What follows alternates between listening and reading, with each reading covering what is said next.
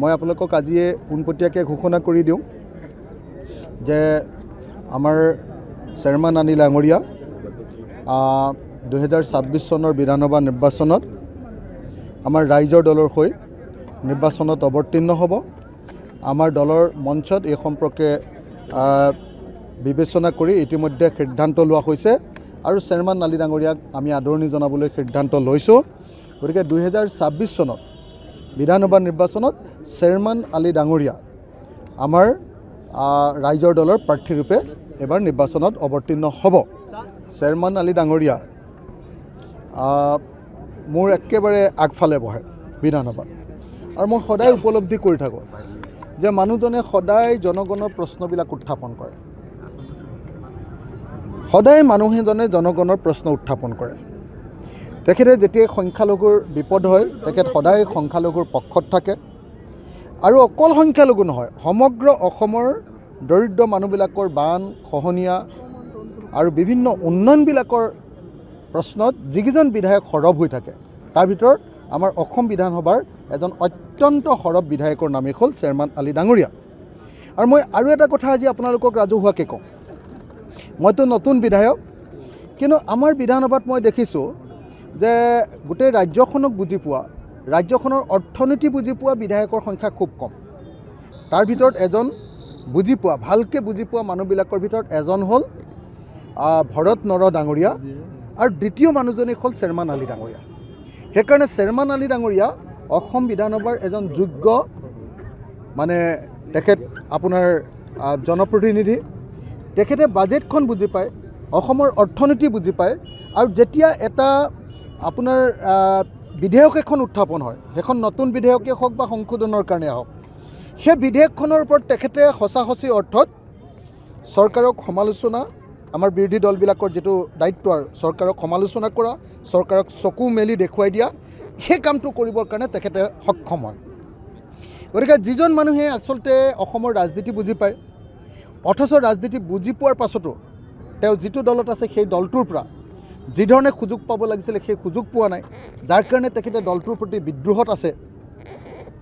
সেইকাৰণে আমি ভাবিলোঁ যে এনেকুৱা এজন মানুহ, এক নম্বৰ যি মানুহে গোটেই নামনি অসমৰ সংখ্যালঘু মানুহৰ কাৰণে মাত পাতে, এক সমগ্ৰ অসমৰ ৰাইজৰ দুখীয়া মানুহবিলাকৰ প্ৰশ্নটোক লৈ মাত মাতে, আৰু এজন সঁচি জনা শুনা এজন বিধায়ক। গতিকে সেই বিধায়কজনক ডেফিনেটলি আমাৰ দললৈ আনিবলৈ পাই আমি সুখী। মই ভাবোঁ যে সমগ্ৰ অসমত যেনেকৈ মই কাম কৰি থাকোঁ, এতিয়া চেয়াৰমেন আলি ডাঙৰীয়াই নামনি অসমত এতিয়া আমাৰ দলত যোগদান কৰাৰ পাছত গোটেই নামনি অসমখনেৰে তেখেত লিডাৰ হ'ব পাৰিব। মই আপোনালোকক আজিয়ে পোনপটীয়াকৈ ঘোষণা কৰি দিওঁ যে আমাৰ চেয়াৰমেন অনিল ডাঙৰীয়া 2026 চনৰ বিধানসভা নিৰ্বাচনত আমাৰ ৰাইজৰ দলৰ হৈ নিৰ্বাচনত অৱতীৰ্ণ হ'ব। আমাৰ দলৰ মঞ্চত এই সম্পৰ্কে বিবেচনা কৰি ইতিমধ্যে সিদ্ধান্ত লোৱা হৈছে আৰু চেয়াৰমেন আলি ডাঙৰীয়াক আমি আদৰণি জনাবলৈ সিদ্ধান্ত লৈছোঁ। গতিকে 2026 চনত বিধানসভা নিৰ্বাচনত চেয়াৰমেন আলি ডাঙৰীয়া আমাৰ ৰাইজৰ দলৰ প্ৰাৰ্থীৰূপে এবাৰ নিৰ্বাচনত অৱতীৰ্ণ হ'ব। চেয়াৰমেন আলি ডাঙৰীয়া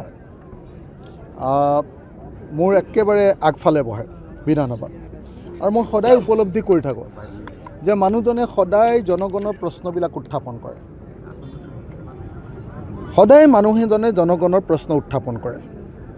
তেখেতে যেতিয়া সংখ্যালঘুৰ বিপদ হয় তেখেত সদায় সংখ্যালঘুৰ পক্ষত থাকে আৰু অকল সংখ্যালঘু নহয়, সমগ্ৰ অসমৰ দৰিদ্ৰ মানুহবিলাকৰ বান খহনীয়া আৰু বিভিন্ন উন্নয়নবিলাকৰ প্ৰশ্নত যিকেইজন বিধায়ক সৰব হৈ থাকে তাৰ ভিতৰত আমাৰ অসম বিধানসভাৰ এজন অত্যন্ত সৰব বিধায়কৰ নামেই হ'ল চেয়াৰমেন আলি ডাঙৰীয়া। আৰু মই আৰু এটা কথা আজি আপোনালোকক ৰাজহুৱাকৈ কওঁ, মইতো নতুন বিধায়ক, কিন্তু আমাৰ বিধানসভাত মই দেখিছোঁ যে গোটেই ৰাজ্যখনক বুজি পোৱা, ৰাজ্যখনৰ অৰ্থনীতি বুজি পোৱা বিধায়কৰ সংখ্যা খুব কম। তাৰ ভিতৰত এজন বুজি পোৱা, ভালকৈ বুজি পোৱা মানুহবিলাকৰ ভিতৰত এজন হ'ল ভৰত নৰ ডাঙৰীয়া আৰু দ্বিতীয় মানুহজনী হ'ল চেয়াৰমেন আলি ডাঙৰীয়া। সেইকাৰণে চেয়াৰমেন আলি ডাঙৰীয়া অসম বিধানসভাৰ এজন যোগ্য তেখেত আপোনাৰ জনপ্ৰতিনিধি।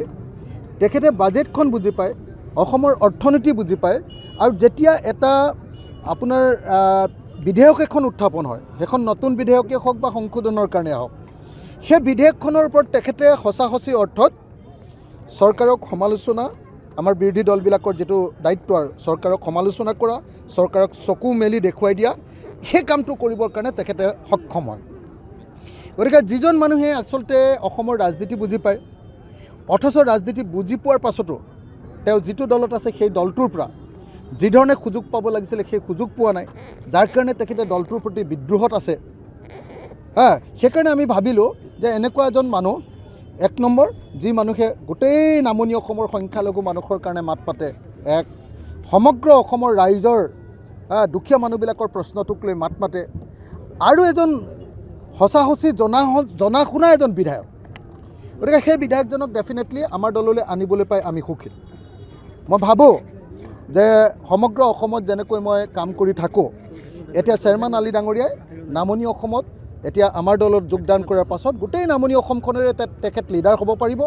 আৰু মই ভাবোঁ যে চেয়াৰমেন দাই অকণমান খংটো কমাব লাগিব। খালি অকল খংটো কমাই দিলেই, মই আপোনালোকক কথা দিছোঁ, আপোনালোকে চাব অসমৰ ৰাজনীতিৰ সংখ্যালঘুসকলৰ আটাইতকৈ ডাঙৰ ৰাজনীতিক ৰূপে এই অসমৰ ৰাজনৈতিক ইতিহাসত তেখেতে নাম লিখি যাব।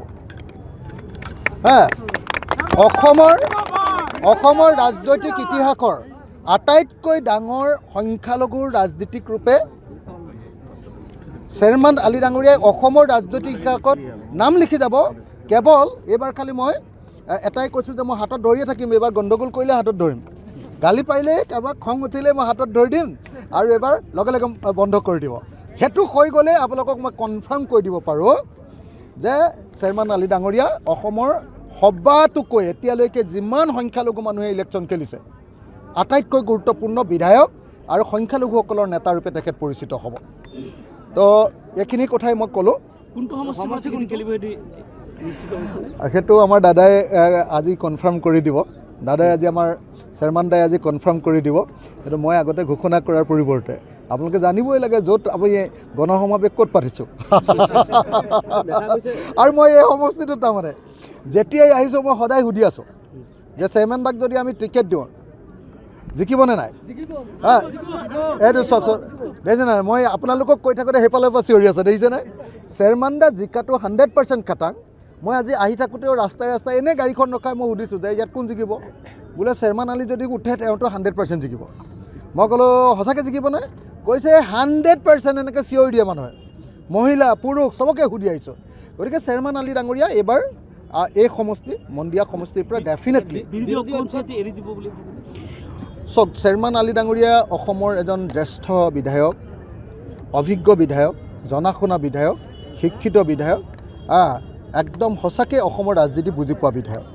গতিকে ডেফিনেটলি তেখেতৰ কাৰণে বিৰোধী ঐক্যমঞ্চই এখন আসন এৰি দিয়াটো নিশ্চিত বুলি মই ভাবোঁ।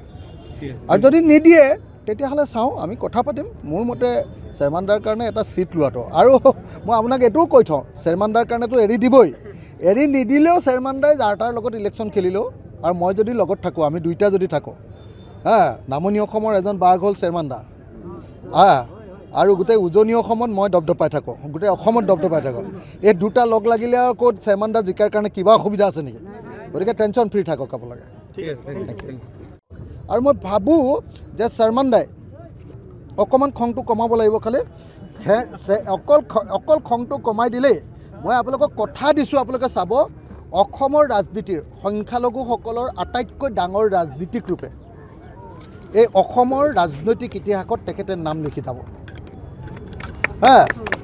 অসমৰ ৰাজনৈতিক ইতিহাসৰ আটাইতকৈ ডাঙৰ সংখ্যালঘুৰ ৰাজনীতিক ৰূপে চেয়াৰমেন আলি ডাঙৰীয়াই অসমৰ ৰাজনৈতিক ইতিহাসত নাম লিখি যাব। কেৱল এইবাৰ খালি মই এটাই কৈছোঁ যে মই হাতত ধৰিয়ে থাকিম, এইবাৰ গণ্ডগোল কৰিলে হাতত ধৰিম, গালি পাৰিলে কাৰোবাক খং উঠিলে মই হাতত ধৰি দিম, আৰু এবাৰ লগে লগে বন্ধ কৰি দিব। সেইটো হৈ গ'লে আপোনালোকক মই কনফাৰ্ম কৰি দিব পাৰোঁ যে চেয়াৰমেন আলি ডাঙৰীয়া অসমৰ সবাতোকৈ এতিয়ালৈকে যিমান সংখ্যালঘু মানুহে ইলেকশ্যন খেলিছে আটাইতকৈ গুৰুত্বপূৰ্ণ বিধায়ক আৰু সংখ্যালঘুসকলৰ নেতাৰূপে তেখেত পৰিচিত হ'ব। তো এইখিনি কথাই মই ক'লোঁ। সেইটো আমাৰ দাদাই আজি কনফাৰ্ম কৰি দিব। দাদাই আজি আমাৰ চেয়াৰমেন দাই আজি কনফাৰ্ম কৰি দিব সেইটো মই আগতে ঘোষণা কৰাৰ পৰিৱৰ্তে আপোনালোকে জানিবই লাগে য'ত আপুনি গণসমাৱেশ ক'ত পাতিছোঁ